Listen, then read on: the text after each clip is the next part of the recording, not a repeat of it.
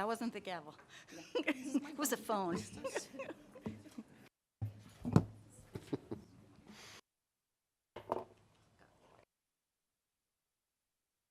ahead. All right. I'm going to call the meeting to order for our regular business meeting. It's a little after 6, a couple minutes after 6 tonight. We're going to begin with Laura Lee calling roll, please. Stu Boyd. Here. Amy Doran. Here. Pam Howard. Here. Dawn Kirk. Here. Barbara Cruz. Here. Alexandra Lessem. Here. Nancy Rumfeld. Here. Thank you, Laura Lee. Pledge of Allegiance. Stu, would you please lead us? Sure. Pledge allegiance to the flag of the United States of America and to the republic for which it stands, one nation, under God, indivisible, with liberty and justice for all. Thank you, Stu. And Don, please read the mission statement for us. Thompson School District will be a school district that empowers, challenges, and inspires students, faculty, staff, parents, school leaders, and community members to learn, achieve, and excel. Thank you. So we'll begin with the adoption of the agenda. That would be for today's date, November 2nd, 2022. Are there any changes or corrections or adjustments to the agenda for tonight's meeting? I would like to make a change to the agenda. All right. Would you please state your, AC policy guidelines E336 are written in a way that allows students to make a mockery of the gender identity laws and worse, elevate the rights of a protected class of kids at the expense of all other kids. The email we received Monday clearly illustrates the failure of these policy guidelines. I therefore make a motion to add agenda item 8.5 discussion of AC E3 to E6 and the way forward to address the lack of protocols for parental consent when locker rooms, hotel rooms, etc. can have both biological genders present, the lack of safeguards to ensure gender identity policies are not abused, which allow violation of privacy rights and other issues. was there a motion made there? I said Could you state again? I therefore make a motion. Okay. Is there a second? Hearing none, the motion fails, and we'll continue with the agenda as originally printed. Is there a motion? I move that we move forward with the agenda as printed. Second. Thank you. So we have a first by Dawn and a second by Amy. So Laura Lee, please call the roll. Stu Boyd. Aye. Amy Doran. Aye. Pam Howard. Aye. Dawn Kirk. Aye. Barbara Cruz. Aye. Alexandra Lessem. Aye. Nancy Rumfeld. No. Okay, the motion passes 6 to 1.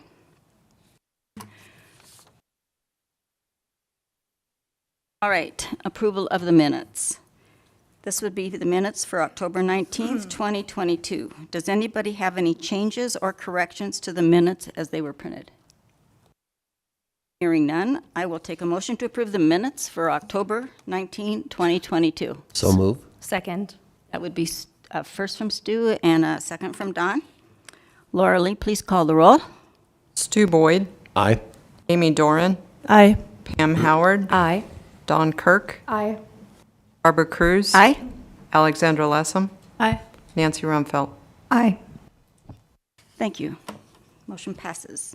We're moving into the part of the meeting that would be public participation, and we'll begin with Dr. Schaefer's report.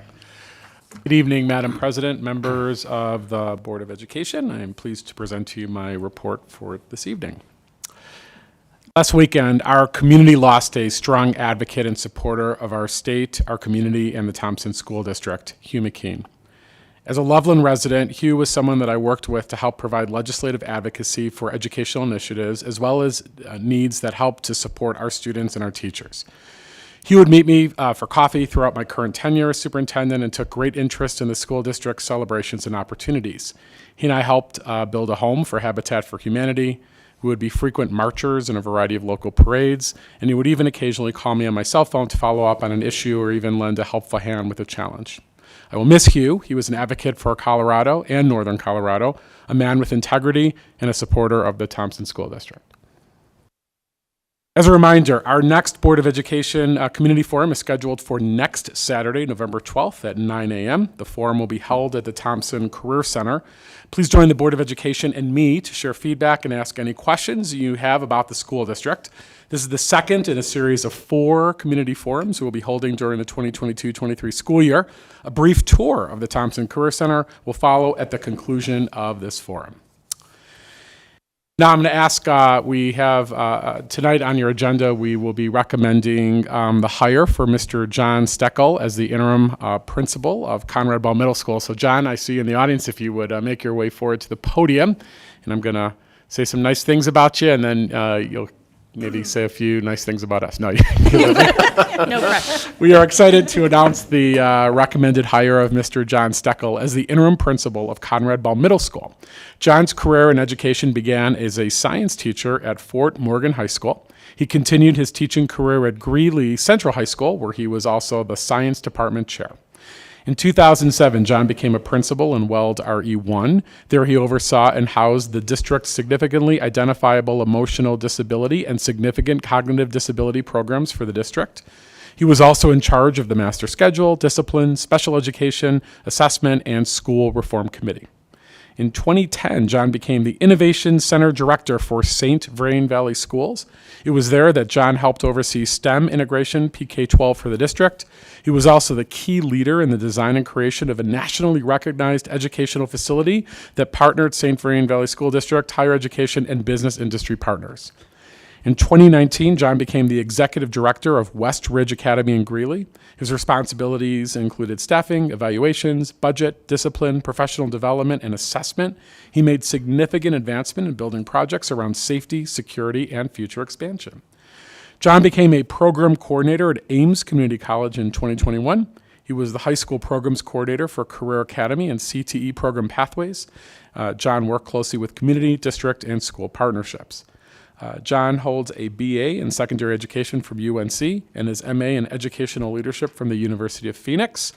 John, we're excited to welcome you aboard, and congratulations on your hopefully pending appointment. Thank you. Madam President, Dr. Schaefer, members of the board, thanks for the opportunity. I'm excited. It's been a fun 3-4 days already, getting acquainted with the building and students and staff. So I'm excited. There's some challenges that we're going to take head on and strong this year. So Well, welcome.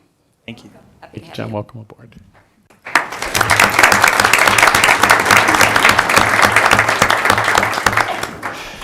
Now we have a couple of very exciting groups that we have brought forward. We have 3 groups this evening, and so we're going to first start with our musical groups, and I am pleased to introduce band director Sean Heading. And Sean, if you can come forward, I'd like to say a few words. And Berthoud High School on Monday, October 31st, so last Monday in Grand Junction, the Berthoud High School Marching Band placed second in the state, Class 2A. The band saw a constant improvement all season. After the semifinals, the band was in 3rd place and improved to 2nd place during their finals performance to move ahead of Eaton High School.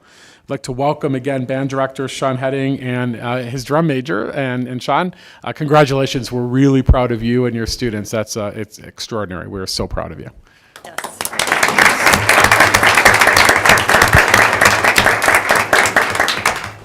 We just want to thank the whole Thompson School District and Berthoud community for supporting the music program in general, not just the marching band, but of course our award-winning show choir. Our building is fortunate enough to have more FTE this year in our music program, which has really helped improve things tremendously. And good things happen in music when you invest in music, and good things happen in our schools when you invest in our schools. So we're very happy to show that. When I took over the program 4 years ago, the marching band was ranked last in the state. So 4 years later, and a pandemic squeezed in there, and we made it all the way Minor. to second. And that only happens with lots of support and fabulous young people that are willing to put in the effort.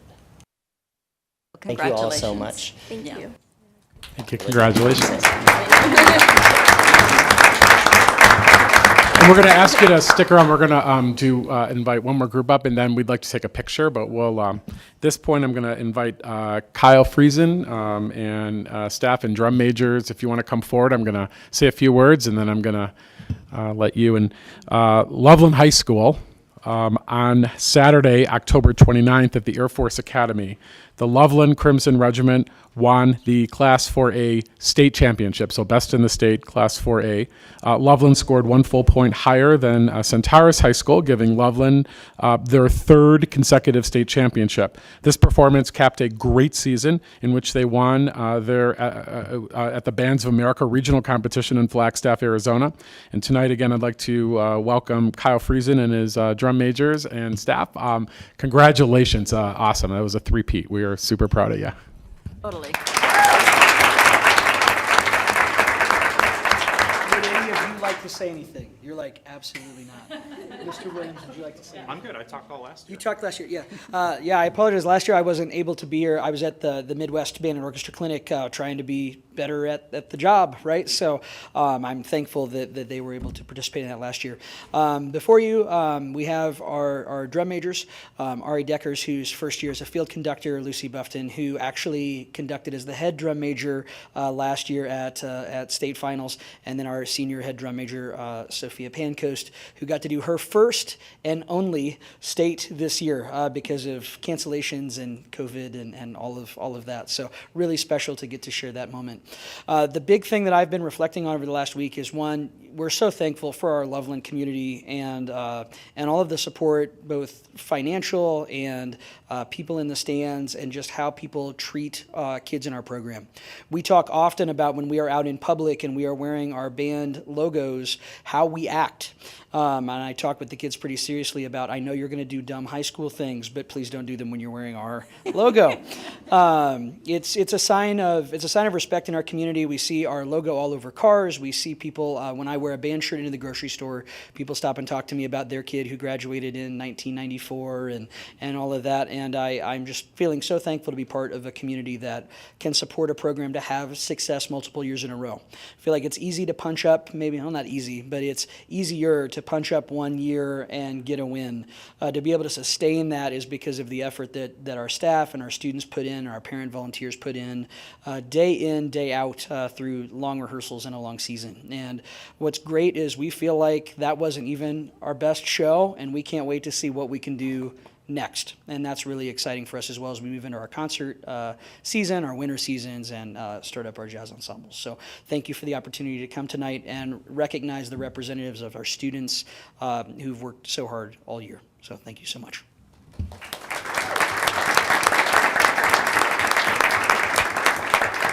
So would we like to take a pic? We'd love to take a picture with all of you. Where would you like us to go? We'll got it.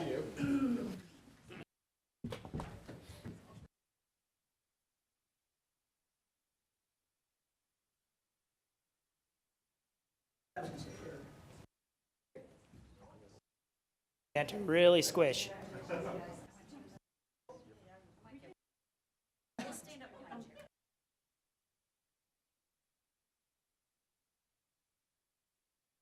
That's what I did with the state picture.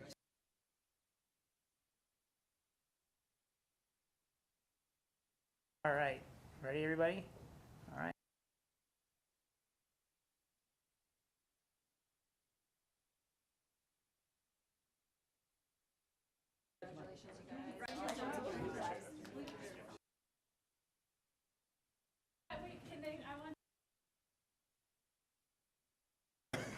Oh man, on the spot.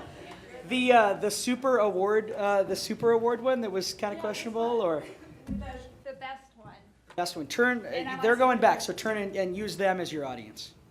And maybe tell us what this is before they do it, Kyle. Okay, so traditionally, again, the drum majors represent the entire program at awards. That's never about the directors and go and accept an award. So when the drum majors, when the name is called for your school, they step forward and they do a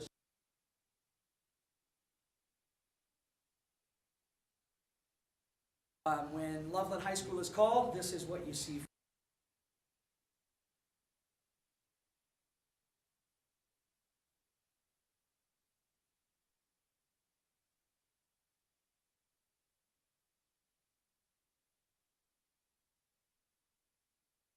Cool.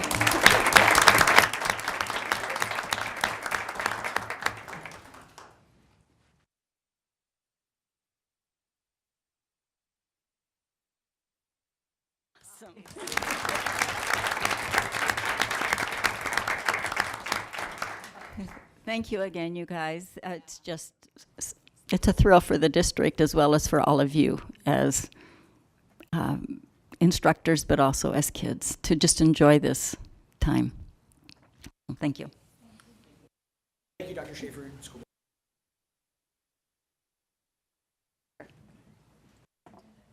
And then the last portion of we have one more group that we're. Dr. Schaefer, Yes. before you go on. Yes, Stu. At our last meeting, we recognized scholars and athletes. Tonight, I'm pleased that we have the opportunity to recognize students who excel in the arts. Our students achieve in many areas. Congratulations to them, and kudos to the instructional leaders, in this case, band directors, whose leadership and instruction make this possible. So how about joining me in another hand, even though I think they just walked out.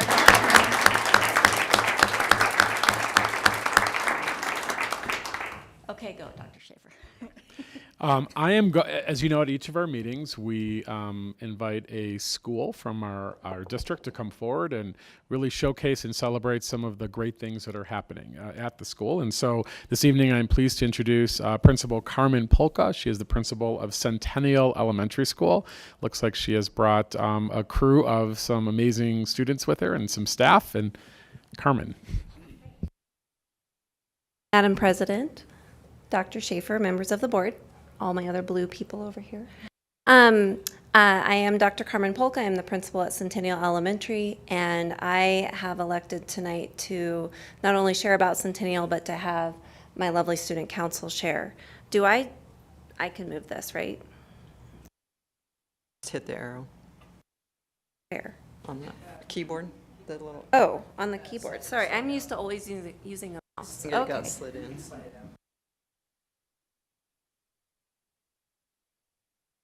Oh?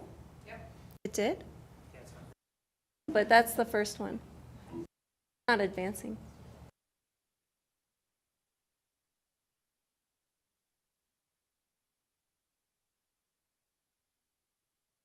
Oh. It was you were clear at the end. Oh, There we go. goodness. Okay, let's try again. Here we go. Okay. Sorry, I got impatient. Okay. So at Centennial, our theme for the year is inspired by Socrates. Our theme is that we are, our role in education is to inspire and to light the flame and not to fill the vessel. And so we also have this fun theme that goes with it, which is a hashtag. So we know our students are familiar with hashtags. So we have our hashtag Centennial, hashtag Heart and Mind, because we also believe in the whole child, hashtag Culture of Thinking, and hashtag Critical Thinking. So this is our lovely student council, so I'm going to invite them up.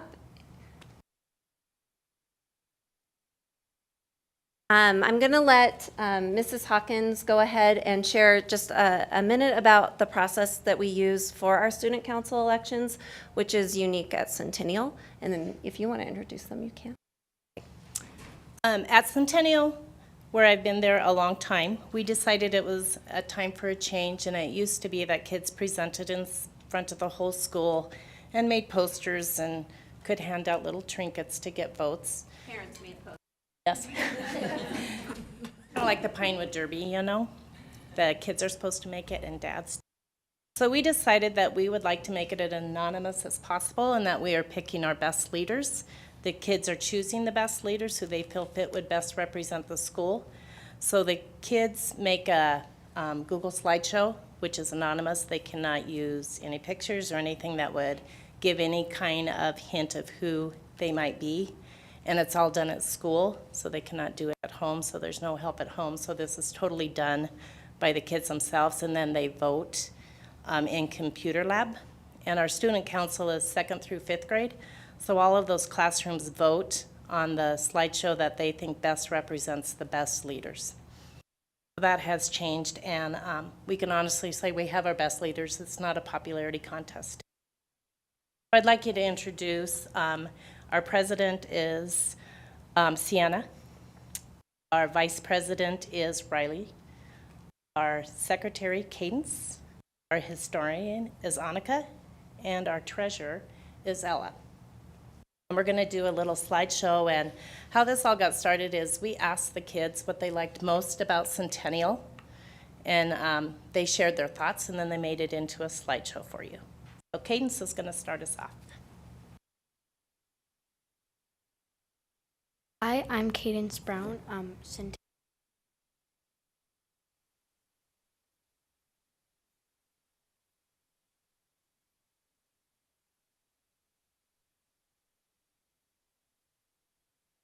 Hi, I'm Cadence Brown,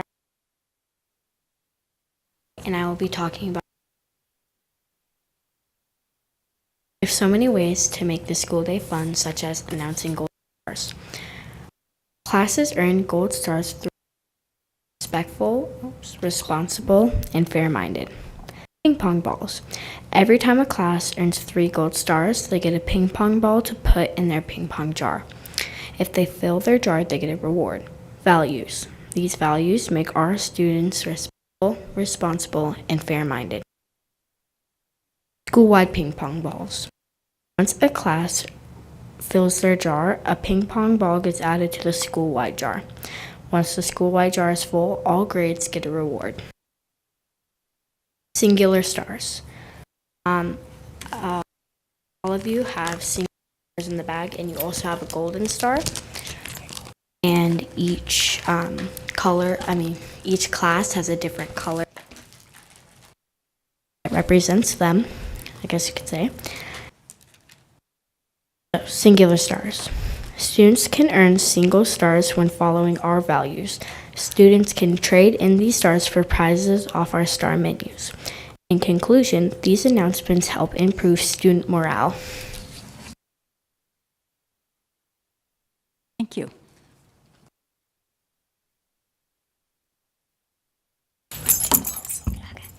Hi, I'm Monica Kaufman. I'm Centennial Student Council Historian. First, I'll be talking about peacekeeping circles. Students like having peacekeeping circles to share their feelings and express their feelings to the class and solve issues in the classroom.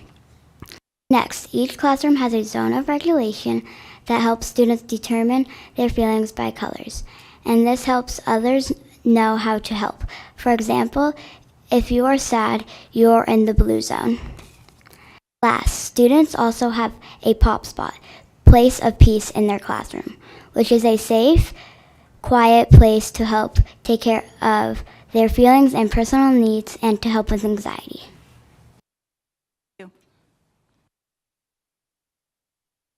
Hi, I'm Riley Doran, and I'm the school's vice president. We have so many fun things, including after-school activities and clubs. We have running club, garden club, chess club, Battle of the Books, Destination Imagination, and even being on the student council. Students love going on field trips that correlate to their content areas. First graders go to the zoo, fourth graders go to Bobcat Ridge, and fifth graders go to various mountain parks. Centennial has recently added new things to the playground and have purchased new recess equipment, including Gaga Ball Pit, jump ropes, soccer goals, blacktop activities, tetherball, and chalk. Students love learning from their kind and caring teachers. Their kind and caring teachers make learning ELA, science, and social studies and math very fun.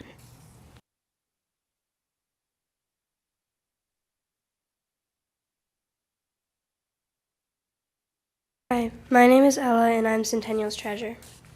Today I'll be talking about some opportunities that we have to build community around my school. The first topic is the canned food drive. Every year we have kids donate to the canned food drive that gives all the food to the food bank. Students get to vote for what shape the cans are placed in. Previous years, the options have been a star, earth, or eagle. The next topic is the penny wars. Students choose what the money goes to, and the class that gets the most money gets a treat. If you add nickels to other classes' jars, they will lose money. Another topic is the pickle and hot cocoa sale. Student council representatives and officers run them, and the hot cocoa sales money goes to a student-selected charity.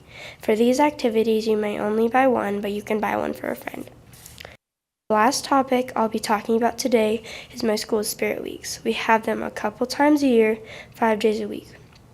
The Friday of the week is usually involved with our school colors, red, white, and blue, but the other days of the week can be things like Crazy Hair Day or PJ Day. I love our school, and I bet you would too.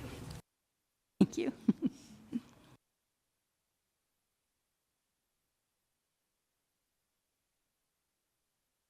Hi, I'm Sienna, Centennial Student Council President, and today I'm going to be talking about our new tech classroom equipment.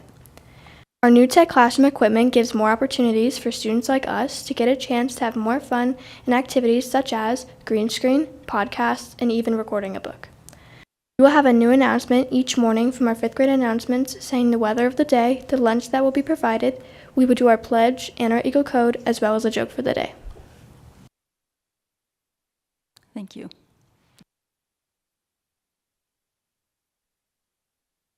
Right, thank you, Student Council. So that's Centennial from a student perspective, truly authentic to what they wanted to say about our school, not guided at all by any adults. And I just want to thank Mrs. Ellis and Mrs. Hawkins for leading our Student Council as well. Thank you. Thank you. I wanted to know if we would like to take a picture, but also were there any questions from the board? Can you tell us what grade you're each in? Oh, it's great. Okay.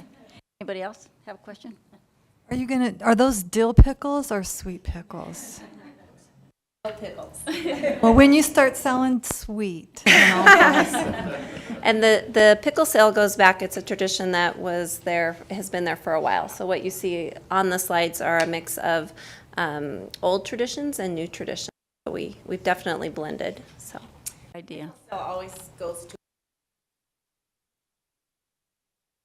level and community.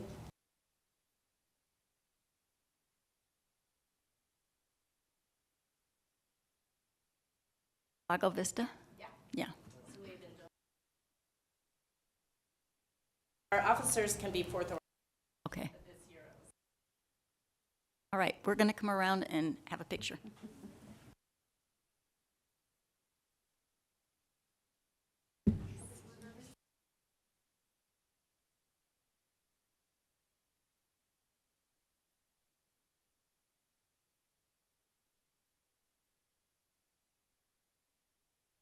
Slide everybody this way. All go that way.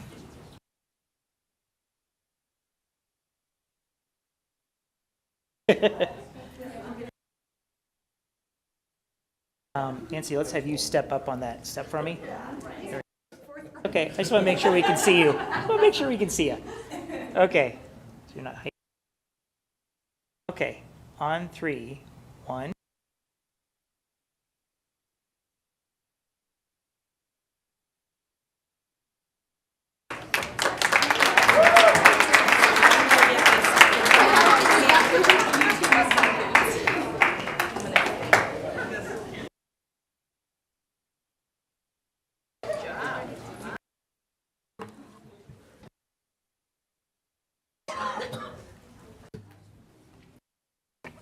All right.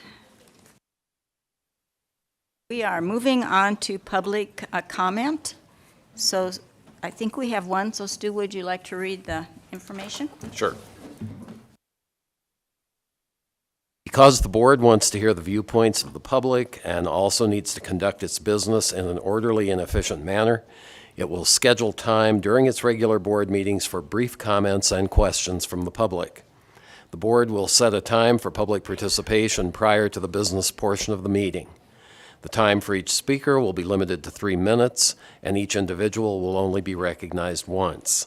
If there's a large number of speakers, the board may elect to take comments for 1 hour before the business meeting and conclude public comment after the business meeting. Public comments and questions at a regular meeting may deal with any topic related to the board's conduct of the schools. Speakers may offer such criticism of school operations and programs as concern them, but are encouraged to exercise their speech rights responsibly. Personnel matters will be discussed in executive session. Thank you, Stu. And I'm going to turn it over to Dawn. Julie Norton. While you walk up, I'll let you know that when you start talking, I'll turn this on and the green light will go on. At 30 seconds, it'll turn yellow, and at red, it'll beep at you.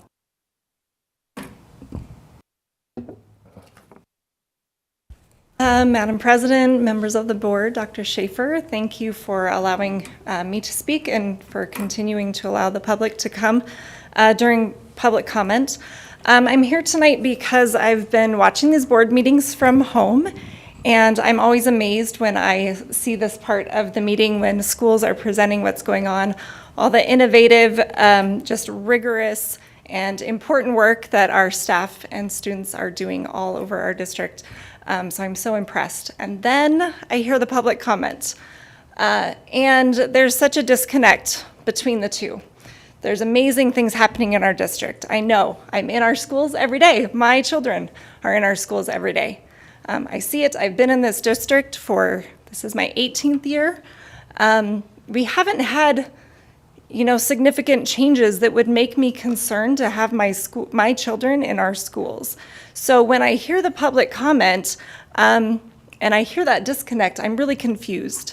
And I'm concerned that some people from outside our district are coming to our board meetings and are really here just to spread fear and disinformation.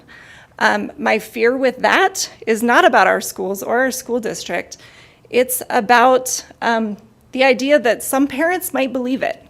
And we have a frequent visitor who has been going to school board meetings all over northern Colorado with the message of, we're going to vote you out and pull your kids out of these schools.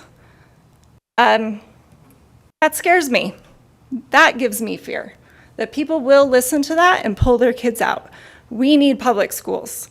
Public schools are amazing because of the diversity, because it's a place where we can have different opinions, different religions, different backgrounds, multiple perspectives. We can come together in public schools and share those ideas, learn from each other, engage in civil discourse, and so that we can solve the problems of our communities and of our world.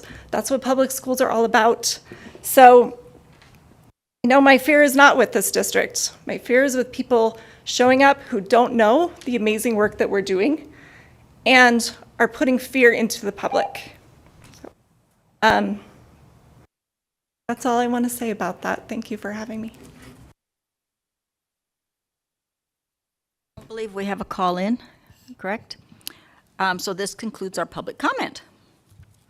We're going to move on to action consent items, and these are items that we had presented to us at a previous meeting or involve items that need approval. Board members, if you have an item you want pulled for further discussion, please let me know now.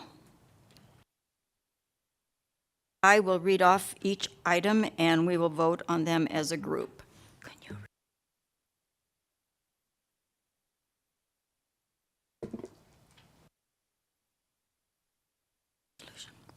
6.1, approval of personnel, extra duty, and coaching recommendations. 6.2, approval of emergency access easement at High Plains School. 6.3, approval of new scoreboard at Max Marr Stadium. And 6.4, approval of the 2022-23 Family Partnerships in Education Month proclamation. And I'm going to ask Dawn to read the proclamation for us, and then we'll take our vote. Whereas high school dropout rates, inequalities in the academic achievement levels of students from different racial and socioeconomic groups, and low rates of enrollment and persistence in post-secondary education require the state to identify new strategies to address these issues. And whereas studies show that when parents, families, and schools collaborate effectively, students achieve higher levels of academic performance, demonstrate better attendance and homework completion, and are less likely to drop out of school. And whereas students from all backgrounds tend to perform better academically when their parents, families, and the professionals at their schools bridge the gap between the culture at home and the classroom. And whereas students benefit from active involvement by well-informed and engaged parents and families in their life and education, And whereas Colorado desires to increase graduation rates, academic achievement levels of all students, and raise rates of enrollment and persistence in secondary and post-secondary education, therefore I, Jared Polis, Governor of the State of Colorado, do hereby proclaim November 2022 Family and School Partnerships in Education Month in the state of Colorado. Thank you, Don. All right, I will take a motion to approve the consent items as presented. So moved. Thank you, Pam. Second. And thank you, Don.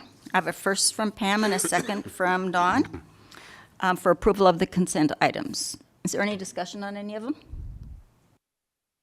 All right, hearing none. Laura, please call the roll. Stu Boyd, Aye. Amy Doran, Aye. Pam Howard, Aye. Don Kirk, Aye. Barbara Cruz, Aye.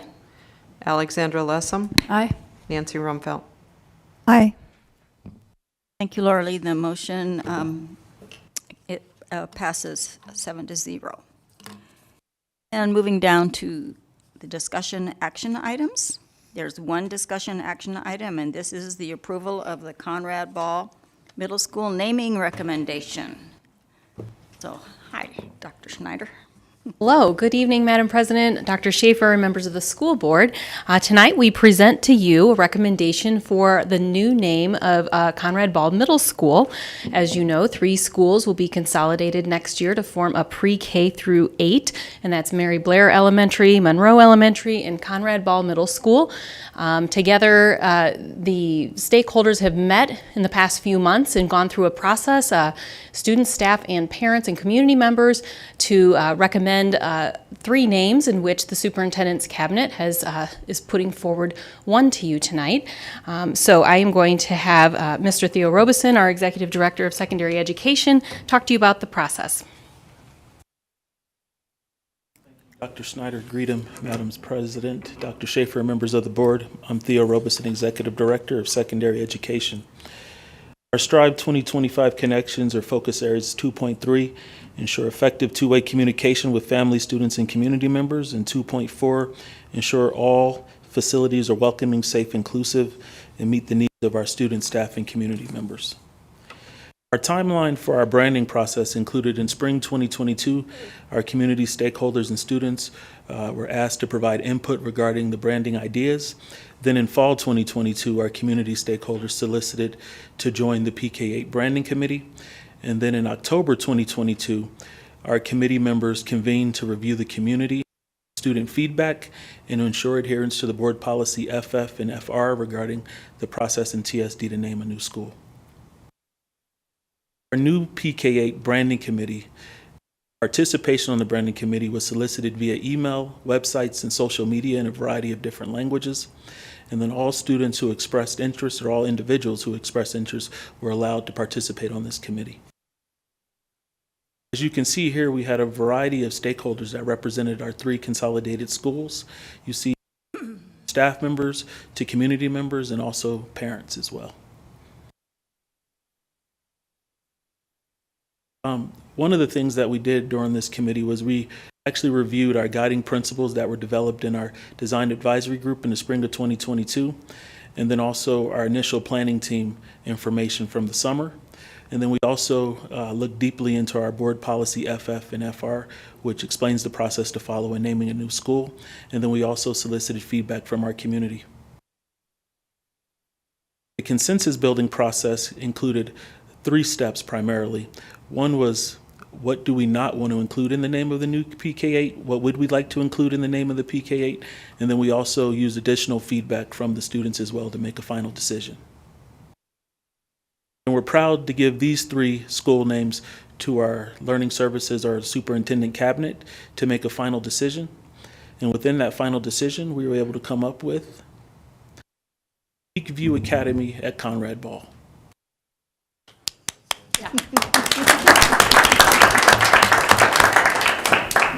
Any questions? Have any questions? So, Yeah. I did too. Yeah, I think it's great. Great, thanks. Yeah. So we do need to make a motion. So I need a motion to approve the recommendation of Peakview Academy at Conrad Ball. So moved. And a second. So first by Don and a second by Pam. And is there any further discussion regarding anything at all around it? We all kind of liked it. I was prepared to make a speech, but Look, Sharon. No, I'm kidding. You're giving her a hard time. Phil, I do not want to steal your thunder, so. I'm good. Okay. Well, I think we were kind of excited. Laura Lee, please call the roll. Stu Boyd. Aye. Amy Doran. Aye. Pam Howard. Aye. Don Kirk. Aye. Barbara Cruz. Aye. Alexandra Lessem. Aye. Nancy Rumpfelt. Aye. Thank you. Motion carries. Yay. All right, we are moving to discussion items, and our first discussion item is 8.1 Mental Health Summit Update, and that is with Dr. Schneider, and I assume that Dr. Guthels will be joining? Yes? Okay. Yes, thank you, Madam President.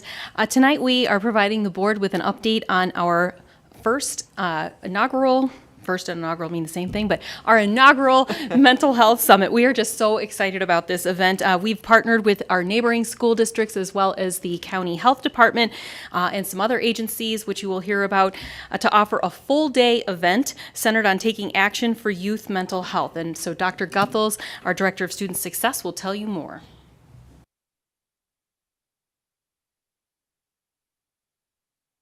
Thank you, Madam President, Dr. Shaver, members of the board. Thanks for having me. I'm very excited to have this opportunity to talk about this first inaugural event with you tonight. Our connections to Strive 2025 are many with this project. A couple I wanted to highlight is that it will help us achieve our goals to eliminate disparities in behavioral outcomes and educational opportunities that may exist in our system due to the mental health needs of our students. And it will also offer us a chance for two-way communication with our community. In fact, I think when you hear about how this is going to work, it's going to be more ways than two. It will also assist us in continuing to ensure our schools are welcoming, safe, and inclusive. So, the who, what, when, where, and the why will be the next slide. So the title of our summit is Eliminating Barriers, Illuminating Partnerships, and we will be talking about preventing and responding to anxiety. This will be held on November 16th for a full day out at the ranch. We'll be in the First National Bank building. Was for in that, so we'll just go with that for now. And who is going to be a lot of people. We have over 150 RSVPs already. That's an update for Dr. Schaefer on the numbers. So we have invited community and school mental health providers, leaders, and partners. We are very excited that we have responses from one of our county commissioners, our mayor is attending. So, folks in that area, but also, as you can tell from the number, lots and lots of mental health providers and many community partners, such as representatives from Summit Stone. So quite a wide variety, in addition to school staff from Estes Park, Poudre School District, and our school district. So why? Why am I planning this very large, complex event right in the middle of a busy school year? I feel very lucky to be getting to do so, but it is quite a project. Unfortunately, we do know that the state of the mental health for our children is not what we would like it to be. And in fact, in 2021, Children's Hospital Colorado declared a youth mental health state of emergency. We know that social anxiety can affect important protective factors, such as positive relationships with peers and adults. Generalized anxiety can affect protective factors, including school success and engagement in extracurricular activities. Situational and clinical depression can contribute to withdrawal from the support of friends, family, school, and community members, as well as struggles with success in school and other activities such as employment. It is therefore incumbent upon us when we think about how might we ensure the success of all of our students, that we really take a role in preventing and treating anxiety and depression, because that can increase these protective factors and decrease severe mental health concerns for our schools. And because in our schools we can provide support but not treatment, it's an area where we have many community partners. So mental health is a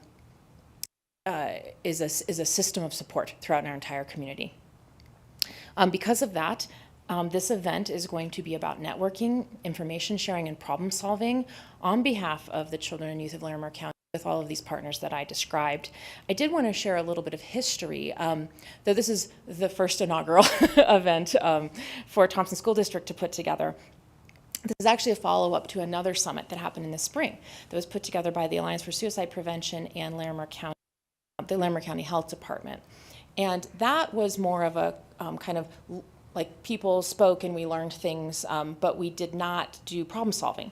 And at the end of it, several of us found ourselves in the middle of the room talking and getting very excited about the thought that all of these hundreds of people were in the same room and appeared to really want to do that again. And could we come back together to problem solve now that we knew each other a little bit? We also realized that there's a lot we didn't know about each other. Our community partners were not clear about how really can they partner with us, and many of our school staff were unclear about all of the incredible community resources out there. In addition to that, some of the changes that need to happen need to come from our elected officials, and so we really needed to connect all those dots. So then fast forward to the summer, Dr. Schaefer encouraged several of us to explore ways that Thompson School District could be at the forefront of reducing stigma around mental health and leading problem solving in this area on behalf of our youth. And so I was very excited to bring these two ideas together, and that leads us to this incredible experience that we're going to be part of. Estes Park and Poudre School District will be joining us in presenting and participating. Larimer County Behavioral Health and Alliance for Suicide Prevention is helping plan and facilitate, and we have financial sponsorship from McKay Wellness Foundation, Larimer County Behavioral Health, and the School Health Professionals Grant. So what are we going to be doing in this long day? So I wondered if you could click into that link for me. This is the web page that several folks here in Thompson helped us put together, and this has the agenda for us. So you can see that this is also where you RSVP, by the way, register to attend button. So we're going to start with an opening from our superintendents, as well as, this has not been updated to show this, we have some very special guests who have recorded videos for us, which I will come back to in a moment. Throughout the day, you will see student voices, and I want to explain what that's going to be. We have asked students to anonymously submit their thoughts on the state of mental health and what they might be struggling with, where they might be succeeding, and where they might need our support. And then we have asked students who are in our sources of strength groups across our high schools to read those. And that way we can completely protect the confidentiality, but we can hear actual student voices talking about this topic. So that will be sprinkled throughout the day. The first session is going to be in response to something I referred to a few minutes ago, which was many of us realizing that we need to know more about our community, but our community partners really need to understand what systems and layers of support do we already have in the schools, and how can they partner with us. And so that's going to be that first session. And then most of the day are going to be these problem-solving sessions. And so there are 4 areas that we're going to, people have a choice to attend. Transportation, finances, insurance, provider accessibility, and behavioral health climate. So the way it'll work is that folks get to do one before lunch, and then we have a catered lunch where we'll have facilitated connections, so another opportunity to network and get to know people, and then we'll move into a second problem-solving session. So people get to attend 2 of them, and the sessions are going to include defining the problem and using some design thinking strategies to come up with solutions for them. Then we will come back after all of that, and we will do a jigsaw. So if I was, say, not in the transportation session, we have a very fun way, by the way. If you attend, you'll find out how we're going to do this, for you to find people who are in a different session than you and hear how they defined it and the solutions they came up with. And then probably one of my favorite parts of this whole event is we're going to make people commit to something. And so I'll talk about then a later slide of how that's going to look. And then the closure will an opportunity for folks to share ideas of what will we do in the second, not inaugural, summit that we hope to do again in the future. So go back to the slideshow for me. Thank you so much. So there's those 4 topics for you, which I already talked about. So let me just talk about the commitments for just a moment. So we are going to ask all participants to commit to eliminating a barrier and illuminating a partnership. They're going to talk about it with people at their table. They're going to write it on a giant poster, post it up on the wall. Everybody's going to get a chance to walk around and look at them, and then we're going to ask them to submit it in that closure feedback survey. So we will have them collected, and we know that when we talk about a commitment we're making, we write it down, that we're more likely to follow through on it. And so we're going to guide people in that activity. And then we're also going to be gathering up all of the data from the problem-solving sessions about the definition and the ideas for solutions with leaders who actually have the authority to bring about that change. And of course, as I mentioned, we will gather ideas for additional steps through that feedback survey as well. And it has us all wondering, might this become an Oh, I'm sorry, I did want to mention too that we are planning this to be part of a sequence of events to highlight mental health in our school district. So we have some other activities that we're working on, such as listening sessions with our students and our families. We're looking at perhaps having a mobile mental health fair that might come to some of our schools during some events. And we're also going to be doing a suicide prevention audit with our school. So this is not a one-time, this is not a one-off, this is a follow-up to something that happened before, and we hope just the first in a series of many activities that will be this topic to support our students and families. So I'm very excited that our U.S. Representative Joe Neguse and our Governor Jared Polis are creating video messages for the summit. So in addition to our superintendents from our 3 school districts kicking us off, we will be hearing from our elected officials about the importance of mental health. So you should have gotten an invitation from us. If you did not, please let me know and we will resend that. But we would be very excited to have at least some of our representatives from our Board of Education join us at this event. Questions about the Mental Health Summit? Do you have an idea of how many TSD staff are planning to attend? I have not looked today to see the number that... Really? Not just right before you walked up? You got the exact number? I do and check names? it quite often, but I didn't scroll through the emails to see how many had TSD at the end. I'm sorry. But do you know, I mean, is it dozens, or I mean, are we planning on trying to have representatives from different schools and different levels? Yeah, that kind of thing? So I've talked with our counselors and our principals directly to encourage them to attend, but also make sure that our buildings are covered, because many of us who provide coverage for our buildings when people are out will be running this event. Yeah. So we've asked them to work together to make sure that we have representation from each level in each of these roles, social workers, counselors, principals, and so on and so forth. And so we're working through how to have good turnout and representation while still making sure our students have what they need on November 16th, the Wednesday before a break. Yeah, thank you for that. Yes. Okay, thank you. Thank you. Appreciate it. We're looking forward to it. All right, 8.2, exceptional student services. Dr. Schneider and Laszlo, I believe. Thank you, Madam President. Tonight, we want to provide the board with an update on current staffing practices and strategies for retaining and securing difficult-to-fill positions. As you all know, staffing special education program positions is a national and a state level. At some points, it's a crisis, and other times it's just a very big challenge. And so our Director of Special Education, Laszlo Hunt, is going to provide you with an update on what we've been doing to meet that head on.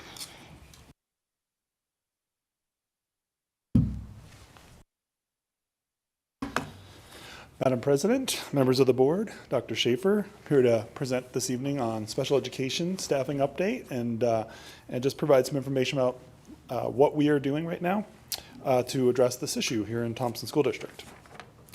Our connection to Strive 2025 is around the focus area of focus area 3 of human talent, and inside of that, many of you are probably aware we have 2 laws that we work within in special education. We have the Individual with Disabilities Act, the IDEA, which is our federal law, as well as the ECEA, or the Exceptional Children's Education Act, which is our Colorado version of that. And so those 2 guide us in what what we are required to provide in order to make sure our students with disabilities are making benefit from their educational programming.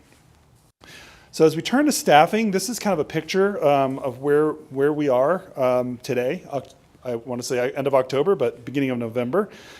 This is a moving target. This is always shifting day to day, as you can imagine, in our system. But this kind of gives you a little bit of a picture. We started off in August of 2022 with multiple vacancies throughout our district. Our largest deficits were in our specialized service providers, or SSPs, as we like to.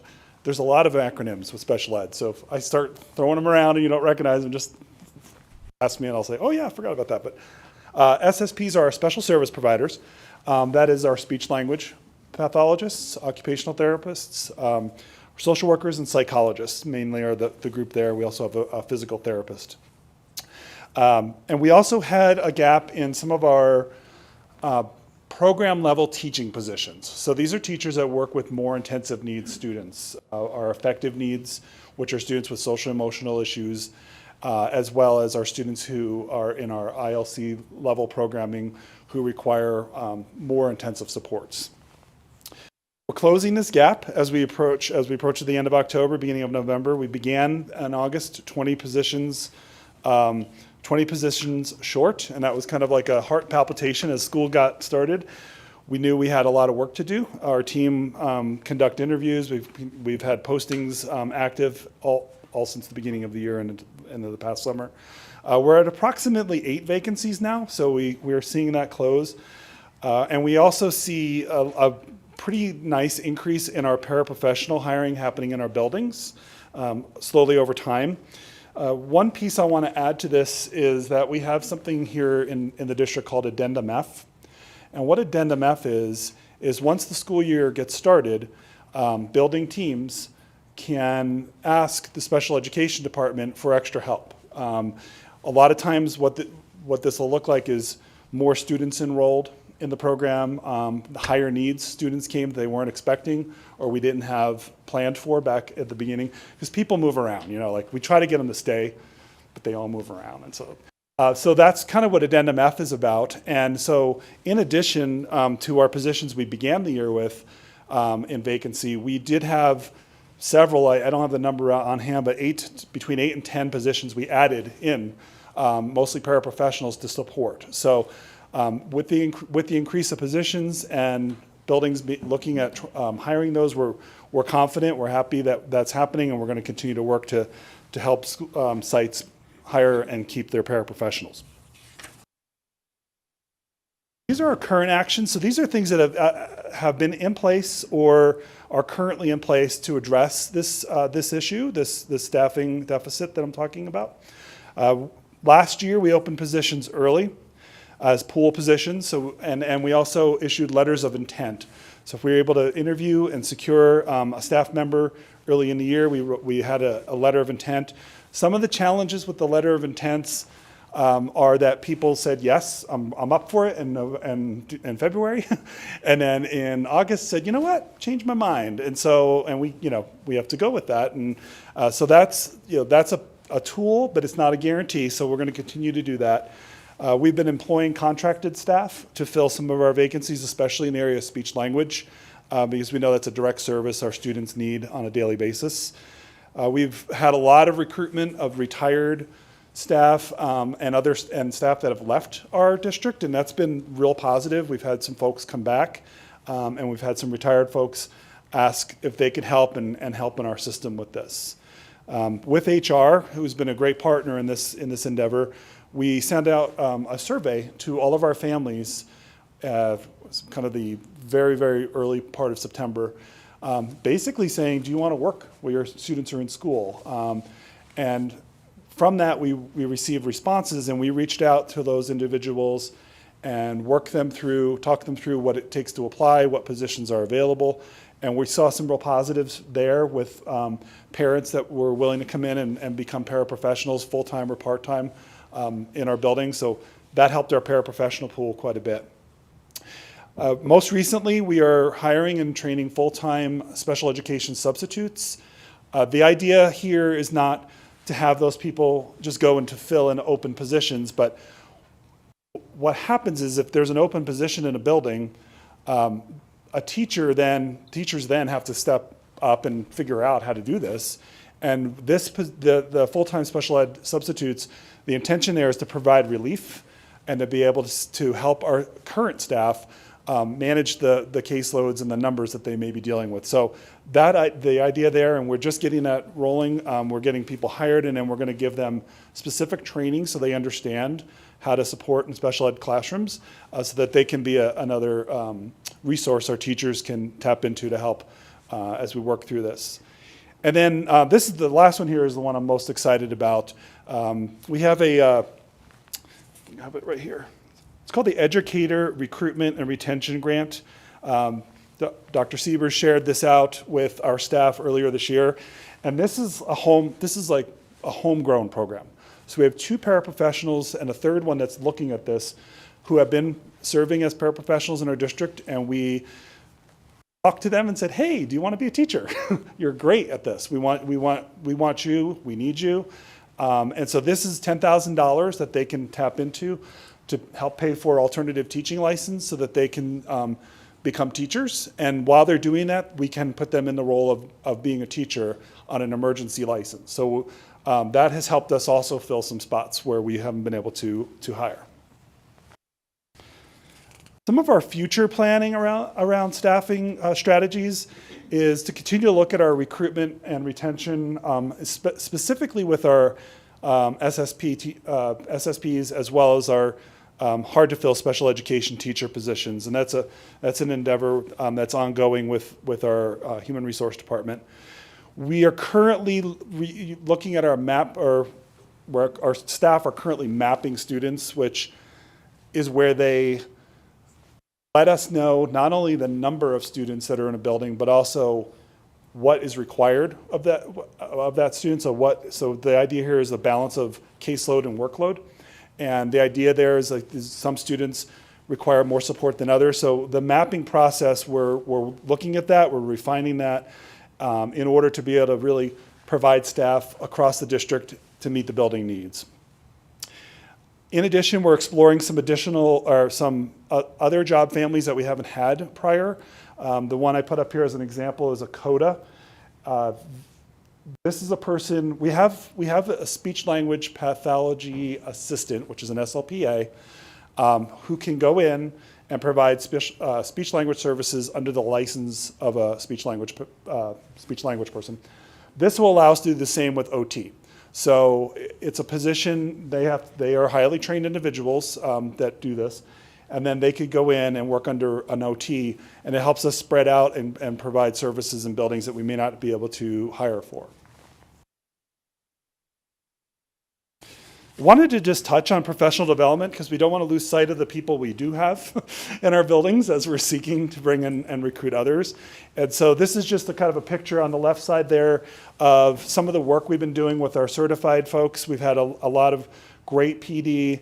Some of the topics have been around supervision of paraprofessionals, scheduling of paraprofessionals, scheduling of students, functional behavioral analysis.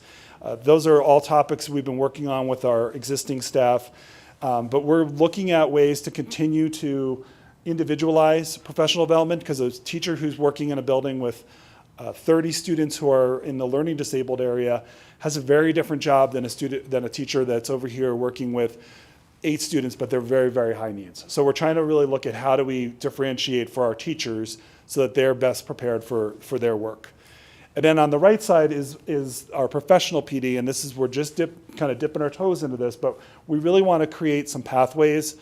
We've had professional development for paraprofessionals, but it hasn't really been aligned in the way we want it to be. So the work that we're doing here is to think about ways to create pathways and to allow paraprofessionals to take trainings that will help them work with the specific student groups they're serving, not so unlike what we're talking about on the certified side there. And then also utilizing online supports. And the big one that I'm really working towards is an onboarding. A lot of times if we hire a paraprofessional, we're hiring all throughout the year. And it's like, okay, we hire you on Monday and you work on Tuesday and on the job training, which is great, but we really want to think about, is there some ways we could provide some onboarding for folks before they start that first day, to be able to be best prepared and so that we can help them be successful. I wanted to end on not really specific to staffing, but I learned a lot during these around staffing and other types of challenges and things that are going on in our buildings, as well as some great things. So as a new director, I committed myself to being able to get out to all of our buildings and visit with principals and tour the building and talk to them about special ed, as well as meeting teachers and paraprofessionals and students. And so up here is what I've done so far. I probably could update the slide already, because I think there's a couple additional that I've been able to do. And then next week I'll be kind of wrapping those up as we approach Thanksgiving break. But it's been a great experience, and the opportunity to see the great work that our staff are doing in buildings and that our principals are doing with with what can be a very difficult job on a daily basis has been inspirational. So from that, I'm taking learnings as well around how can I best support staff, how can I support principals in this work. Questions? Are there questions?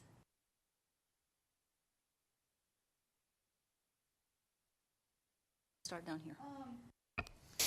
I love this concept you're doing with, the alternative license. Is there other ways we can expand that? And then also, as far as just trying to attract for these positions, is it pay? Is it the certification, or is it all of the above? And Great questions.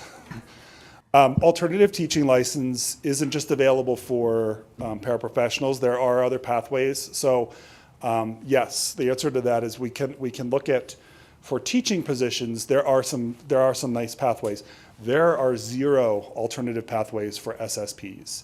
And that's actually part of the problem too with staffing, is the level that folks have to, the training level and education level that you have to get to be a speech language or school psychology or social worker. I think I left them out, social workers are another group, is much higher, and there's no alternative pathways to it. And so that's an area that I'm going to be working closely with Bill on what is it that we can do to attract folks in that area.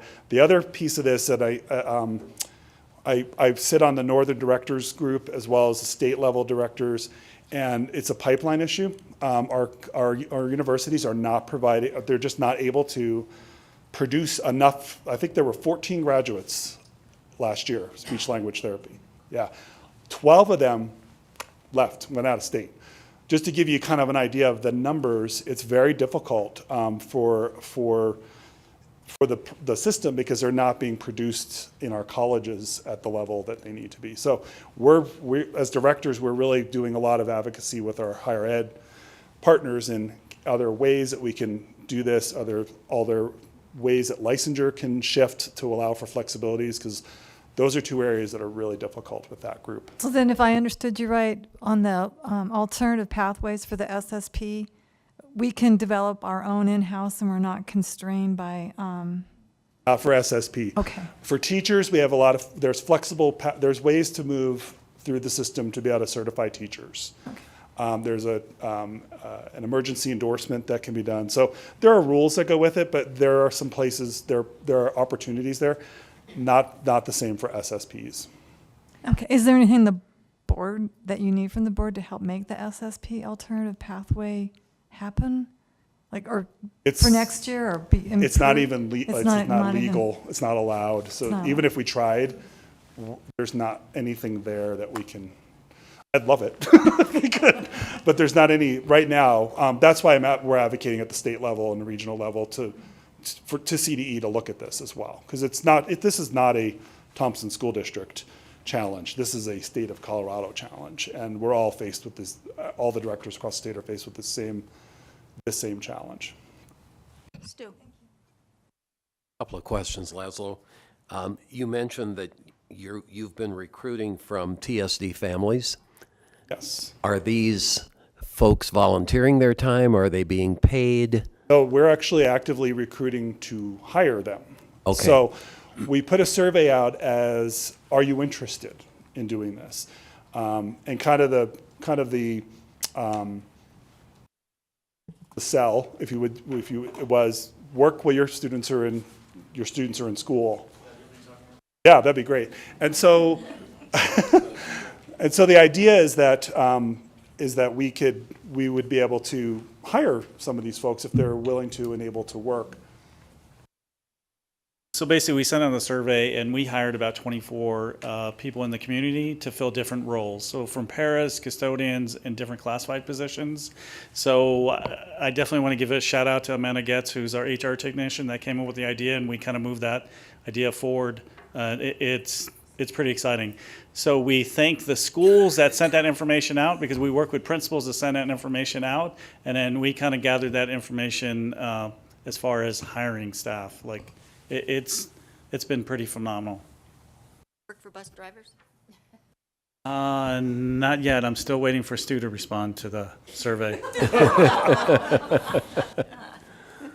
I'm glad I needed backup. Thank you, Dr. Supers. Yeah, and it's interesting, because I wound up calling several of these folks, and a lot of it was not even understanding what these jobs are, and so that was part of it, is like, yeah, that you could do this, and do I need to have specialized license? No, we'll work with you, we'll train you, and so a lot of good response. I think that'll be an ongoing tool that will continue to. So just a follow-up comment to that. So Bill, what you just told us proves that good innovation often comes from within. That the idea didn't come from outside the district. The idea came from somebody on your HR staff, and we were able to implement it and do it. And I think that's important for us to keep in mind. Laura Lee, could you go back to the school site visit slide, because I have a question about that. Looking at the number of schools that are listed there, for example, I know there are more than 15 elementary schools. I know that there are more than 3 high schools. Are these just schools that have particular programs? And if not, why were all 5 high schools not visited and sampled for this? Great question. These are just the ones I got to when I made this slide. So I have all of them scheduled. They just didn't all occur by the time I made it to this slide. But I wanted to give you kind of a sense of how much of that has happened. Those numbers will be all the schools, including the charter schools, by the end of this semester, but most likely before Thanksgiving. Well, it's a very time-consuming process and a very important one. So good job that you're getting that done. And now I understand why all the numbers aren't there. Good question.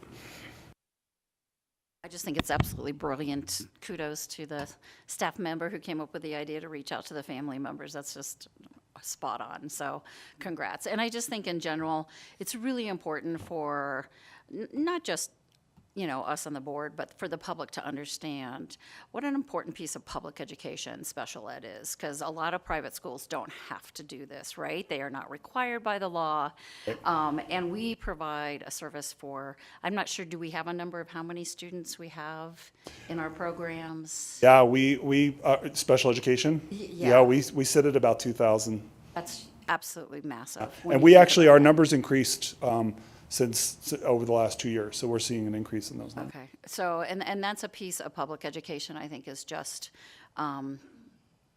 it's so important to grasp the complexities of that. It's a really important service for these children and their families in our communities. So thanks to you and your staff. Thank you. Two things. One, I'm really glad about the mapping.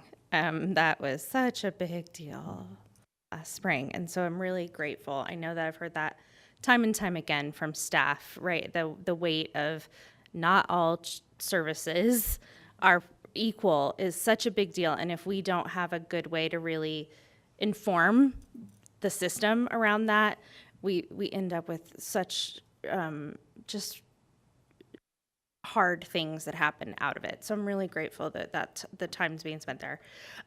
One thing, because I got people who are watching this stuff live. One person asked me about the AppleTrack. They noticed that there's still a lot of positions posted. So can you give me a little bit more information, answer their question around what's in AppleTrack versus what's in the slide as far as the positions we're still trying to hire for? Yes. So we are still trying to hire for social work and psychology are our biggest gap right now.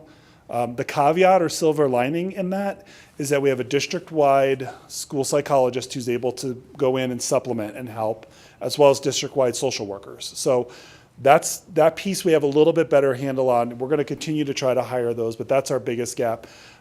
Speech language, we are very, very close, like half away. So we're leaving the postings up for SSPs, but I'm guessing you'll see a lot of those go down pretty soon as we prepare for next year. We're still trying to hire several teacher positions.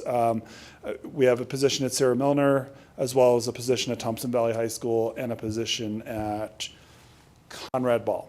And that was a more recent vacancy, but those are the three that teacher positions we're trying to hire. Thank you for clarifying. I appreciate it. Oh, and we're trying to hire a BCBA. Another very difficult What is position. that? That's a board certified behavioral analysis. Oh, thank you very much. Questions down here? Try to steal someone from Wyoming. I almost got them convinced. I have two questions. One, when you talk about the open position as pool positions, can you explain what that means? So what that means is we anticipate that we'll need all of these, specifically around SSPs. We know we're going to need all three groups. So what we'll do is we'll put 4 groups.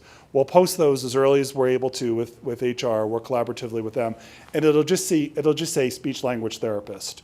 And then we can, as our team can begin to interview and work with people that are in that pool, and say, yes, we have a position for you. We don't know specifically where it is yet because we have to watch where numbers move and what staff stay with us as we approach the end of the year. But it's the idea of like hiring it as a pool to be able to build kind of a core group of these are folks that are interested in working, and then we would deploy them to sites based on how, what we have. We have contract employees, and so my goal is, while those folks are great at filling the role and providing services, I would like to replace them with an employee. So my goal is always to, from a cost basis, as well as we know we get a better commitment out of employees, we're always looking to backfill any contracted positions with employees as well. So. And then my second question was that I know we have high school students who do like help and do apprenticeships like in the early childhood program and stuff like that. Is there the opportunity for them to help out in some of these positions as well? Yeah, I kind of would lump that into that future recruitment retention strategies. We're looking at some ways that we may be able to work with individuals who are interested in going into education to get some experiences. There's some different models out there for that, and so that would be definitely something we would be very interested in. Just want to say thank you for your comprehensive presentation, and this is a big job, and so thank you for going to as many buildings and visiting as much as you have. And my question too, you answered it, Alexandra, about the pool.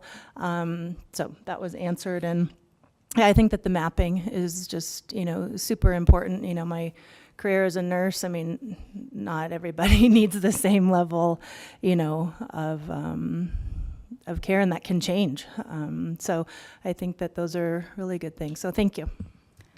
I would just like to say that I appreciate your thinking outside the box on how to find people and to go beyond, there aren't any people. So thank you. Thank you. And thanks to I'm the sure that's HR Bill. department. It's been But that's awesome, great Bill. partnership as I feel like we're working together very That's closely. great. on this, so. Thank you. All right. Thank you. Thank you. All righty. We are moving on to 8.3, which is the state accountability assignments for Thompson School District's Thompson School District schools. Kind of a follow-up to, I think, what we saw a couple of weeks ago. Yes, thank you, Madam President. This information is really a formality presentation. It's very brief, but you all have probably not seen one in a little while because we haven't had a district performance framework or school performance frameworks issued for a couple of years due to COVID. So this presentation is about being able to share with you what some of our plan assignments are for our schools that are either on turnaround or on priority improvement status. So this connects with 3 areas of Strive 2025, areas 1, 2, and 4. Obviously, our district unified improvement plans contain things about student achievement, inclusive and supportive environments, as well as how we are utilizing our resources to meet the needs that are been shown to us by the state assessment and the data that's been issued to us. So we have 7 schools that have plan assignments, and they are Centennial Elementary, Conrad Ball Middle School, that will possibly follow the kids next year, but we'll have more information on that as time goes by. Garfield Elementary, Edmondson Elementary, Mary Blair Elementary, Sarah Milner, and Winona. You'll notice there are 2 schools with an asterisk next to them, and that is because we have made a request for their plan assignment to be reconsidered to a higher level.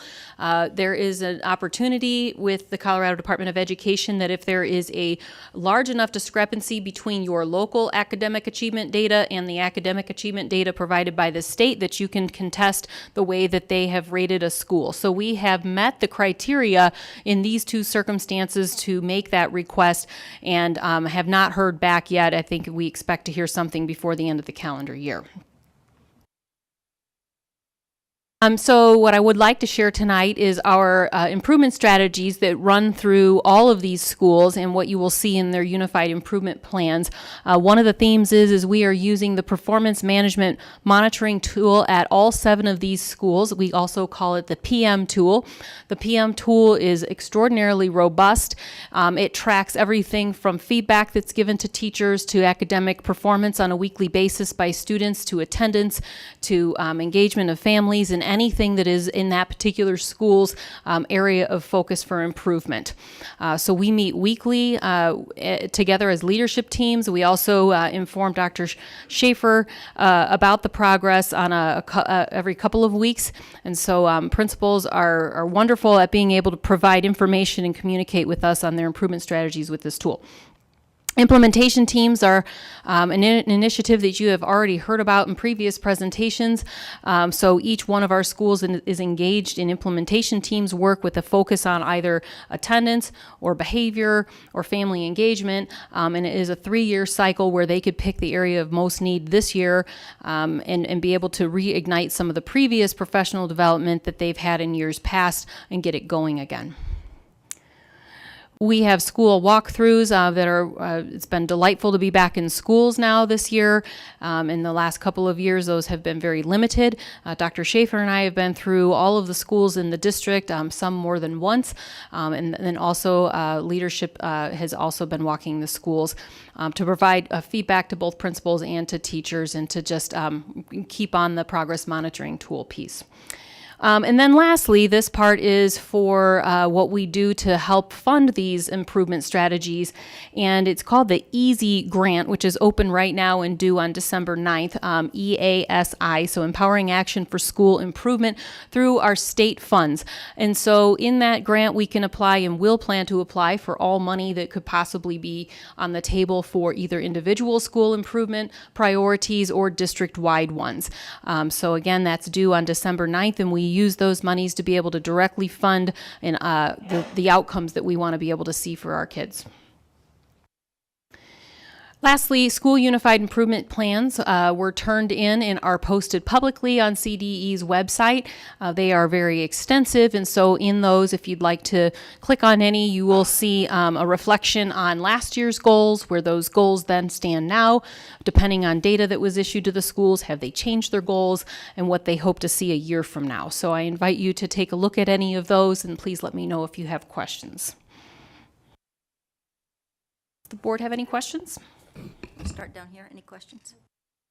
I just have one question. So this is just done annually? There isn't like a mid-year update or anything like that, That's right? correct. Mm-hmm. Okay. Yeah. Melissa, what's the difference between priority improvement and a turnaround school? Thank you for asking. I'm going to give you kind of a quantitative answer and just where it positions itself. So the turnaround school is the bottom rating that you can receive. There are 5 different tiers of being rated as a district and 4 with schools. So you are accredited on performance, which we had the majority of our schools were accredited on performance status. We have accredited with improvement, so that's just almost meeting that performance band, that green level. Then it goes to accredited with priority improvement and then turnaround. So it depends on the score that a school gets. Is tabulated from all of the student achievement data and the growth data, and it's an overall score, and then it falls into that bracket. So turnaround is the last rating you can receive. Okay, thank you. All right, thank you. Thank you. All right, we are moving on to 8.4, negotiations process update. Looks like it's Dr. Sievers. Madam President, School Board, Dr. Schaefer, Bill Sievers, Chief Human Resources Officer. Also, I have Andy Chrisman, who is our TA President, and we share the presentation for updating the board.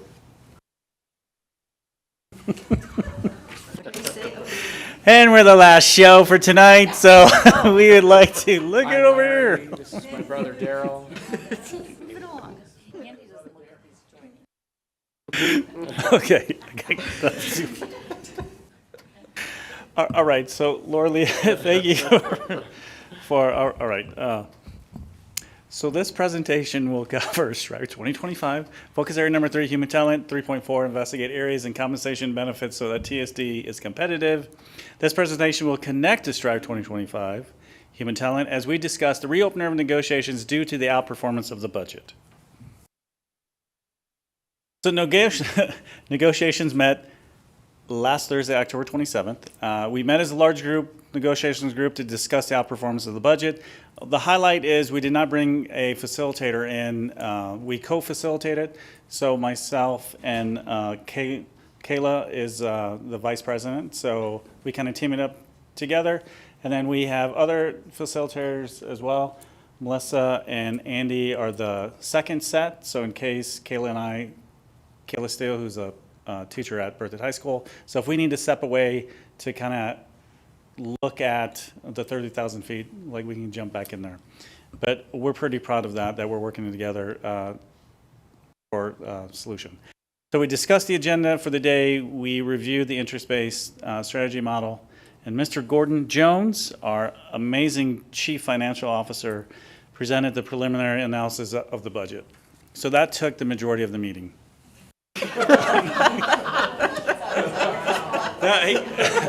That was not, I was just giving feedback to the board. You only have one employee, so. Any case, so we then reviewed the interest-based strategies that you've seen in years past. We start with story, which explains what happened in order to get that, and Gordon's presentation was largely about story. We'll likely go and bring in, since this is a reopener of last year's negotiations, we will likely bring most of last year's story back forward to review rather than hash the whole thing. And then if you can go right on through, the biggest thing is to talk about interests. You know, why do we want to solve this problem? Why do we want to reach an agreement? What are the things we hope to accomplish by reaching an agreement? And then everything else in the process, we evaluate options, we evaluate criteria, we evaluate solutions back towards our interests. And so that's the big thing to remember about the interest-based strategy and that process. And is what we're suggesting actually getting us closer to why we want to solve the problem. Okay. The biggest revenue overages that you see in here and shortfalls, our school finance tax revenue was actually under budget, but enough other things were over that we outperformed our revenue side of our budget by nearly $4 million. The ones that were most interesting to the group were in categoricals and in specific ownership tax.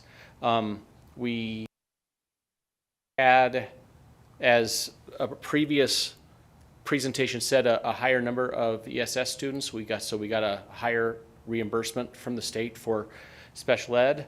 We also had some additional at-risk funding.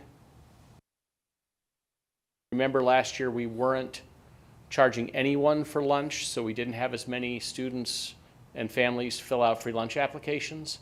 So our funding ratio went down, but then the state backfilled some of that with some at-risk funding.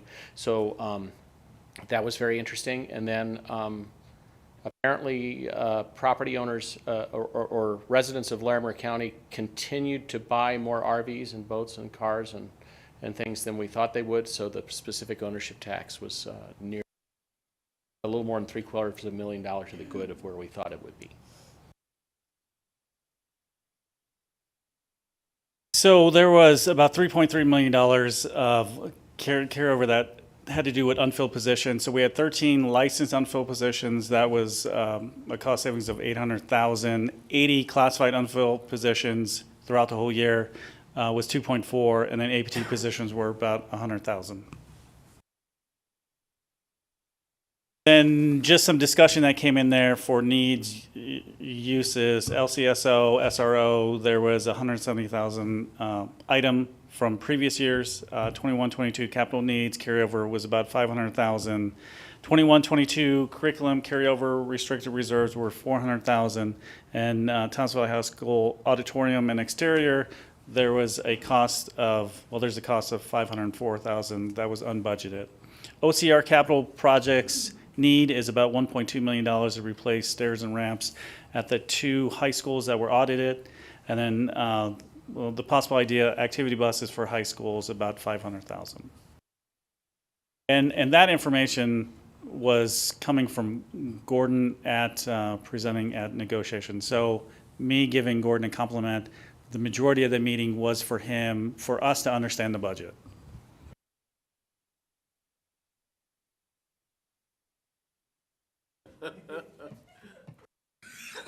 So there's a copy of the negotiating team, the admin, and the association.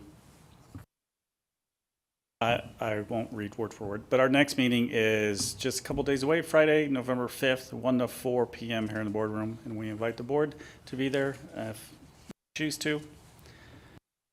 The last slide, that is any questions. Are there any questions? Let's do. Just a quick one. And I don't recall whether I saw it in the slideshow or if it was in the memo. I saw reference to focus area number 3 and critical question 6. Are those the 2 that you're going to spend perhaps more time on this year than others, or were they just mentioned? So they're mentioned because from our previous negotiations, last year was compensation. So question number 6 had to do with the previous year about a compensation question. So we tied in that question because that's what our discussion is about, because it ties into the compensation part. All right, and focus area 3? Focus area 3 is human talent. Okay. So it has to do with all of them basically, but this presentation talked about 3.4. We'll be looking forward to hearing back from you. Good luck. All right, written reports. There's one. It's the Families Partnering in Education, the PI report. It's is attached. And number 10 would be the future agenda items and requests for information. Is there anything that somebody needs us to bring forward?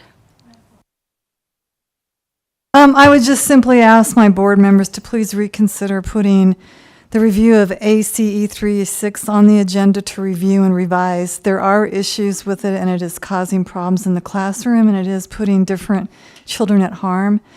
The protected class does not get to trump the rights of all other children. So I would really appreciate if you would consider protecting everyone. Okay, thank you. Any other questions, comments? If not, the meeting is adjourned.